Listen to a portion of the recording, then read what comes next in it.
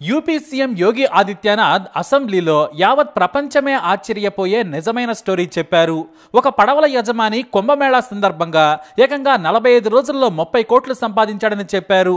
ఆ మాటకి అంతా షాక్ అయ్యారు. అయితే కుంభమేళా ఎంతో మందిని లక్షాధికారులను కోటీశ్వరులను చేసిందనడంలో సందేహమే లేదు. ఎందుకంటే దాదాపుగా 60 కోట్ల మంది భక్తులు పవిత్ర స్నానం చేశారు. ప్రయాగ్రాజ్లో చిన్న వ్యాపారులు కూడా లక్షలు సంపాదించారు.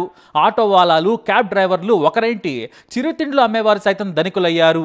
ఇక హోటల్స్, రెస్టారెంట్స్ యజమానుల గురించి అయితే చెప్పనక్కర్లేదు. తాము ప్రయాగ్రాజ్లో ఉన్నందుకు ఆ దేవుడికి కృతజ్ఞతలు చెప్పుకొని ఉంటారు. ఎందుకంటే వారిని పేదరికం నుంచి బయటపడేసింది కాబట్టి. అయితే యూపీ సీఎం యోగి ఆదిత్యనాథ్ చెప్పిన ఓ సక్సెస్ స్టోరీ మాత్రం అందరినీ షాక్ గురి చేసింది. ప్రయాగ్రాజ్లోని అరియల్ ప్రాంతంలో ఉంటాడు పింటూ మహారా.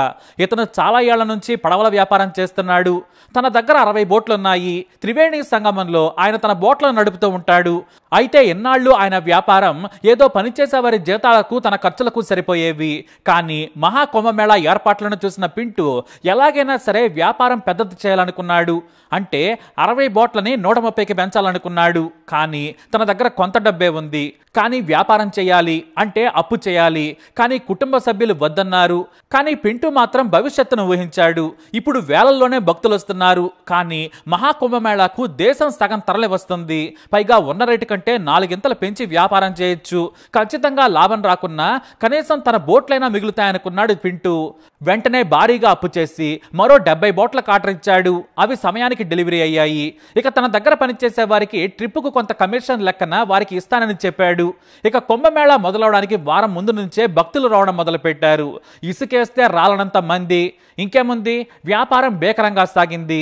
రోజుకు 1000-2000 మిగిలితే గొప్పనుకునే వ్యాపారం. కానీ రోజుకి 50,000 నుంచి ₹1,00,000 ఒక్క బోటుకే సంపాదించడం మొదలుపెట్టాడు.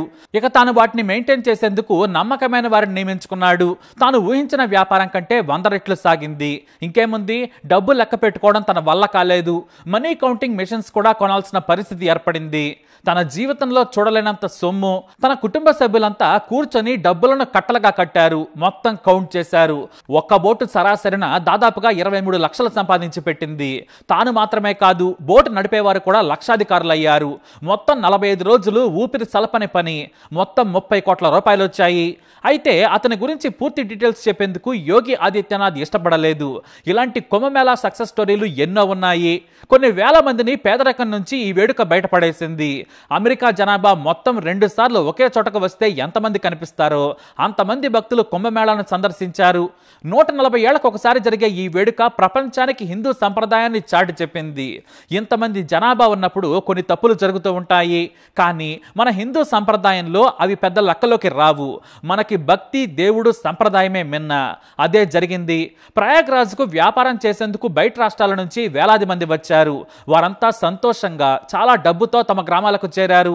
అంతెందుకు, టూరిస్ట్ ఓనర్లే కాదు, డ్రైవర్లు కూడా. ఒక ట్రిప్కు 50 నుంచి 70,000 సంపాదించిన డ్రైవర్లు కూడా ఉన్నారు.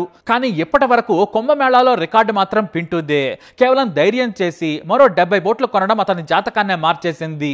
జీవితానికి సరిపడా డబ్బును సంపాదించారాయన. ఇక తన పిల్లలకు మంచి భవిష్యత్తు ఇచ్చేందుకు ముందుకు సాగుతానని అధికారులకు చెప్పారట. ఈ విషయాన్నంతా కూడా యోగి అసెంబ్లీలో చెప్పారు. ఎక్కడ బోటు వ్యాపారం, ఎక్కడి 30 కోట్లు, కలలో కూడా చూడలేనంత డబ్బు. మరి బహుశా ఆ త్రివేణి సంగమంలోని దేవతలంతా అతని మీదే కనకవర్షం కురిపించారేమో. కానీ ఇక్కడ మన గవర్నమెంట్లు అయితే ఊరుకోవు కదా. వారు మాత్రం ఫైన్ వేశారు. ఇన్కమ్ ట్యాక్స్ చట్టం 1961 ప్రకారం 12.8 కోట్లు పన్ను చెల్లించాలని ఆ పింటూకి నోటీసులు పంపించారు. బోట్మ్యాన్ పింటూ కుటుంబం ఆదాయ పన్ను శాఖ ఇచ్చిన నోటీసుతో షాక్ లోకి వెళ్ళిపోయింది.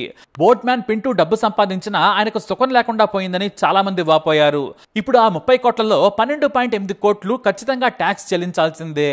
మరి పింటూ ఏమో ఇప్పటి వరకు ట్యాక్స్ స్లాబ్లు కూడా తెలియని వ్యక్తి. ఇప్పుడేమో భారీ ట్యాక్స్ కట్టాల్సి వస్తుంది. డబ్బు సంపాదించిన అదో పీడకలలా మారింది ఆయనకు. కానీ తప్పదు, ట్యాక్స్ కట్టాల్సిందే. దేవుడు వరమిచ్చిన పూజారి కనికరించలేదనే సామెత మనకు గుర్తు రావచ్చు. మరి మీరేమంటారు? మీ అభిప్రాయాన్ని కమెంట్ ద్వారా తెలియజేయండి. ఈ వీడియో అప్డేట్స్ కోసం మై ఛానల్ ఫాలో అవ్వండి. అలాగే తప్పకుండా సబ్స్క్రైబ్ చేసుకోండి.